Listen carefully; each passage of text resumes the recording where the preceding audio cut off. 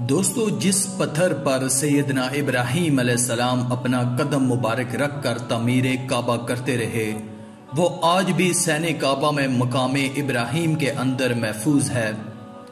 سیدنا ابراہیم علیہ السلام کے قدموں کے لگنے سے وہ پتھر نرم ہوا اور ان قدموں کے نقوش اس پر ثبت ہو گئے۔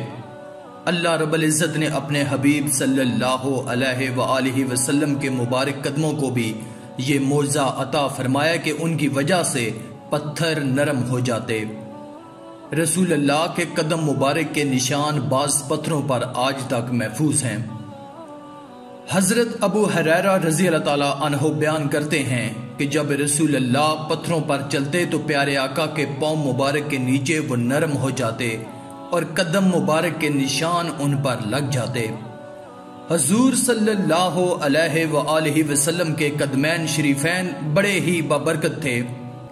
حضرت عمرو بن شعیب رضی اللہ تعالیٰ عنہ بیان کرتے ہیں کہ ایک دفعہ رسول اللہ اپنے چچا حضرت ابو طالب کے ساتھ عرفہ سے 3 میل دور مقام ذی المجاز میں تھے کہ انہوں نے پیارے آقا سے پانی طلب کرتے ہوئے کہا کہ مجھے پیاس لگی ہے اور اس وقت میرے پاس پانی نہیں ہے۔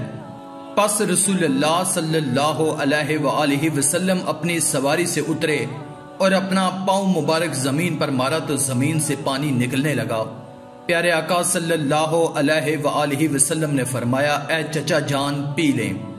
جب انہوں نے پانی پی لیا تو پیارے آقا صلی اللہ علیہ وآلہ وسلم نے دوبارہ اپنا قدم مبارک اسی جگہ رکھا تو وہ جگہ باہم مل گئی اور پانی کا اخراج بند ہو گیا۔ حضرت علی رضی اللہ تعالیٰ عنہ فرماتے ہیں کہ وہ ایک دفعہ سخت بیمار ہو گئے۔ رسول اللہ صلی اللہ علیہ وآلہ وسلم نے ان کی عیادت فرمائی اور اپنے مبارک پاؤں سے ٹھوکر ماری جس سے وہ مکمل صحت یاب ہو گئے۔ روایت کے الفاظ ہیں، پس حضور نبی کریم صلی اللہ علیہ وآلہ وسلم نے اپنا مبارک پاؤں مجھے مارا اور دعا فرمائی، اے اللہ اسے شفا دے اور صحت عطا کر۔ اس کی برکت سے مجھے اسی وقت شفا ہو گئی اور اس کے بعد میں کبھی بھی اس بیماری میں مبتلا نہ ہوا۔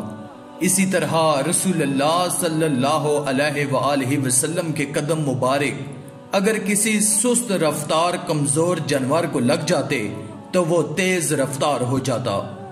حضرت ابو ہریرہ رضی اللہ تعالی عنہ فرماتے ہیں کہ ایک شخص نے رسول اللہ کی خدمت میں آ کر اپنی اونٹنی کی سست رفتاری کی شکایت کی تو پیارے آقا نے اپنے پاؤں مبارک سے اسے ٹھوکر لگائی۔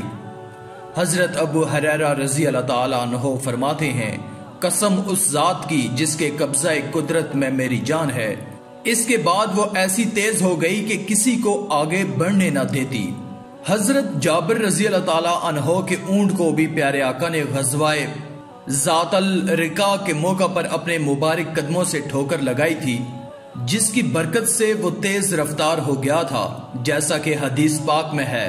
تو پیارے آقا نے اپنے پائے مبارک سے اسے ٹھوکر لگائی اور ساتھ ہی دعا فرمائی، پس وہ اتنا تیز رفتار ہوا کہ پہلے کبھی نہ تھا۔